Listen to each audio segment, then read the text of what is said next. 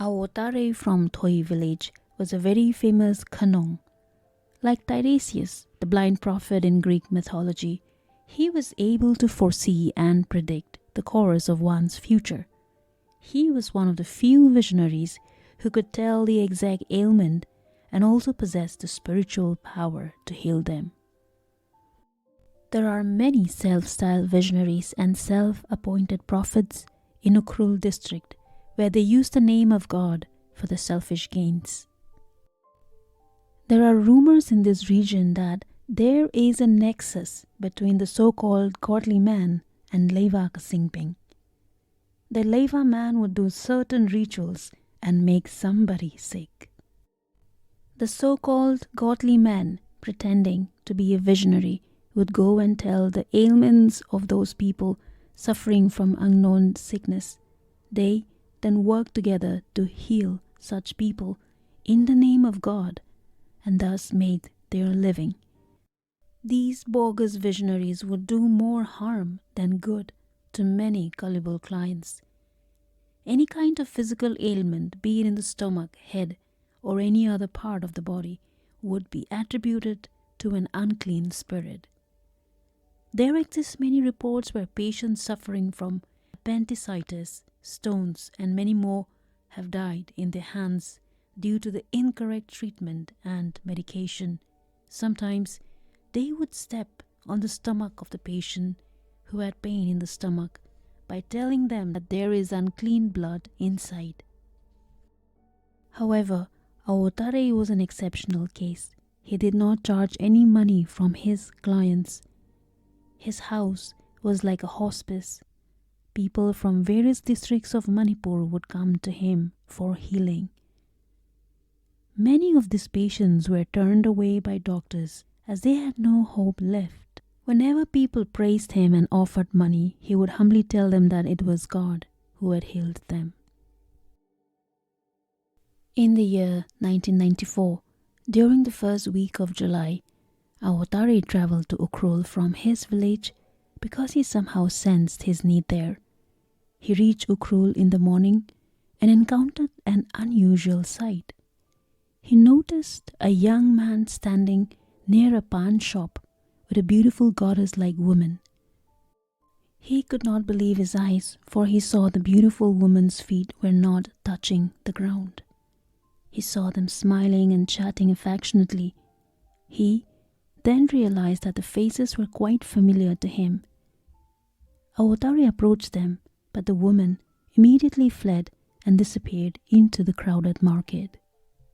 The young man's name was Ayo from Phadang village in his early 20s. He turned out to be Awo Tarei's distant relative. Awo Tarei also hailed from Phadang village, but he had shifted to Thoi a few decades back. Ayo, said Awo Tarei, the girl who was with you in this shop is one of the fallen angels. Ayo thought Awo Tarei was joking and he laughed it off. Awo Tarei invited himself to Ayo's home and they sat down to discuss the beautiful woman. I have seen her before in my younger days. She accompanied me from Finch Corner till Nungshang Kong in one of my journeys to Ukhrul, continued Awo Tarei in a serious tone. Still, Ayo could not swallow his words.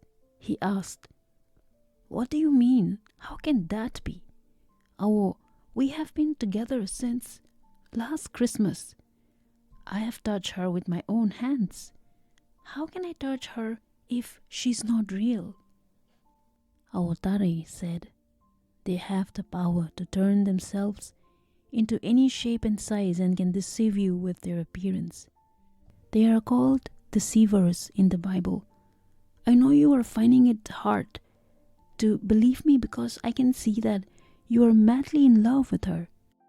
Ayo, if you want proof, take a long thread and tomorrow when you meet her, tie it on her hair and keep the other end with you. Later after you part, follow the thread and you will see a lot of blood near the other end. Ayo had heard a lot about Awo Tarei before, about his ability to see the devil, his ability to heal, and cast out demons from a possessed man and so on. Even then, what he had just told him was too much to believe. He ruminated. What if she's not real, as Awo said? If so, will I be able to live without her? No, that's simply not possible. I would rather die with her than live. Awo Tarei looked at Ayo as if he understood what was going on in Ayo's mind and said, Ayo, I know, you would rather die with her, but soon you will be tormented forever. Think about it. You must leave her if you want to live. She is after your life. Ayo remained silent for a long time. A knock at the door broke the silence.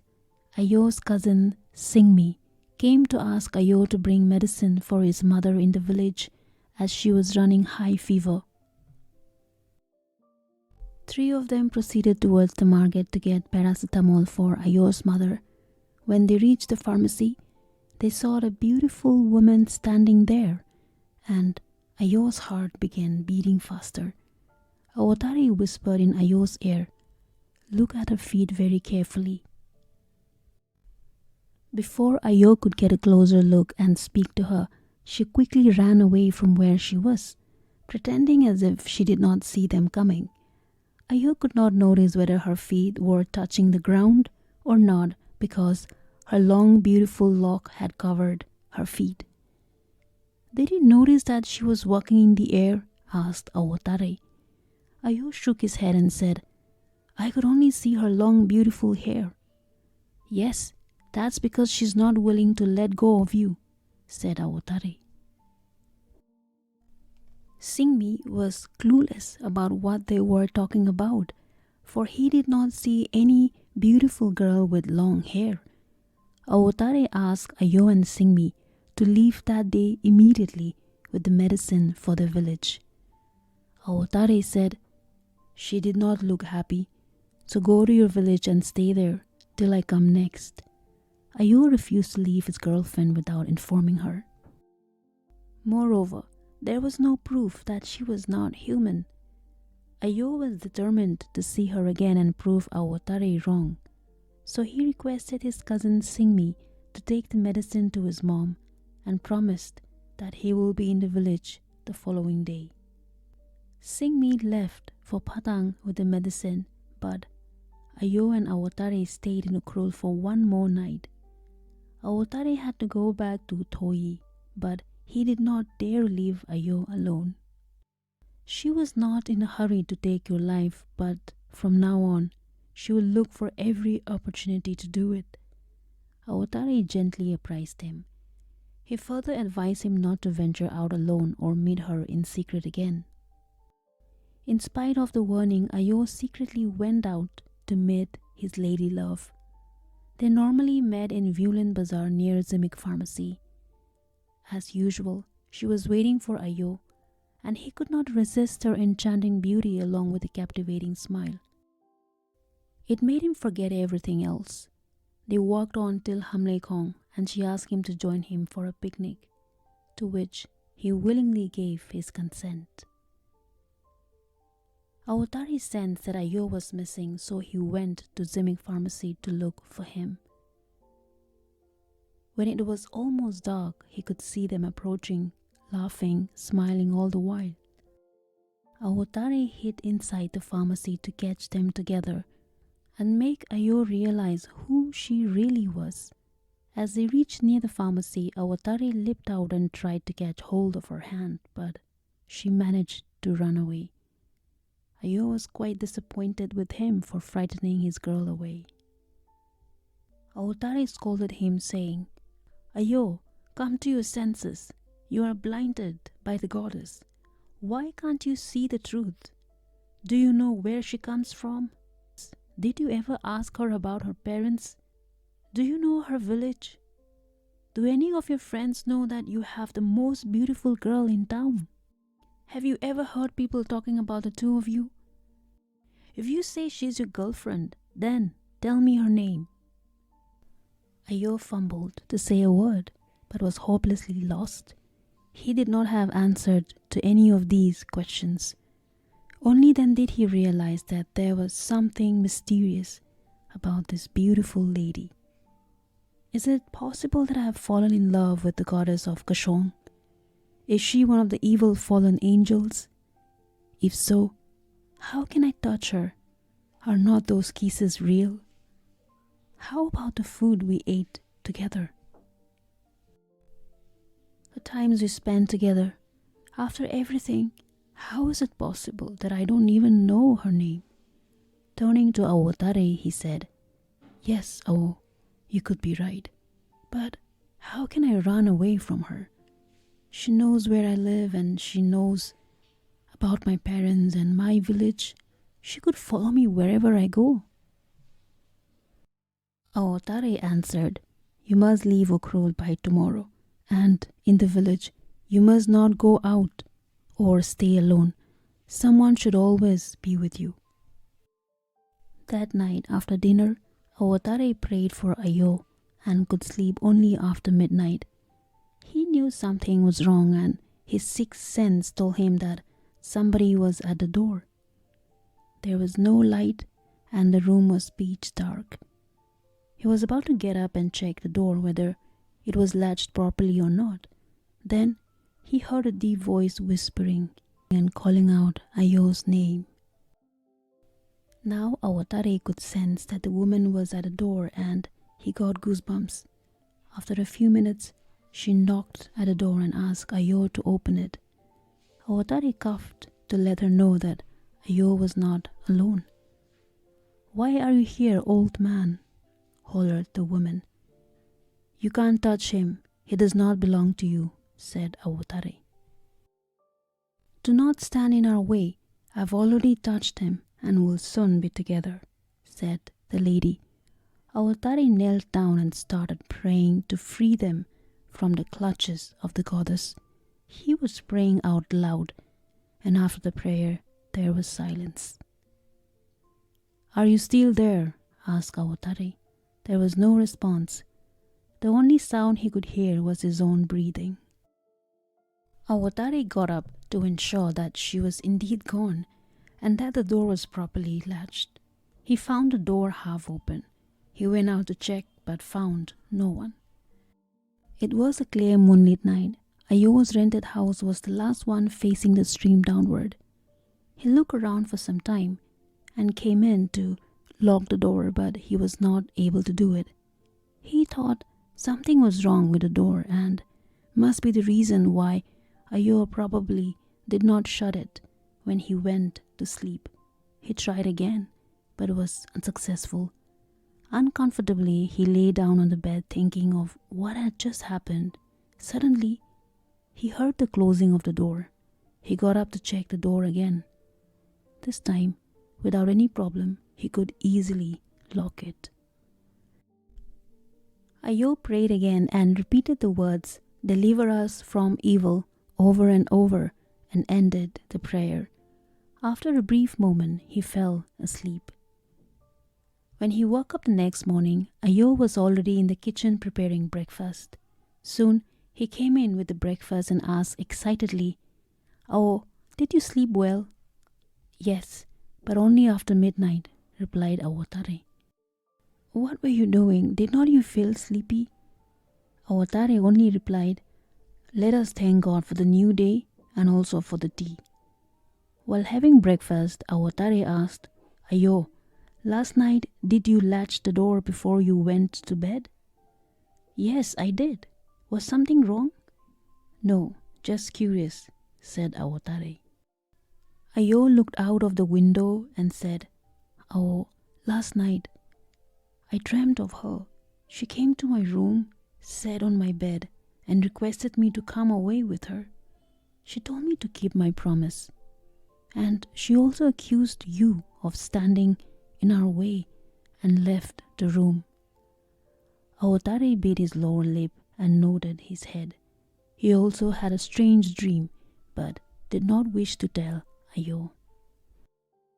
In his dream, Awo Tarei saw the goddess Phila Ava and Ayo walking together hand in hand on the other side of the river.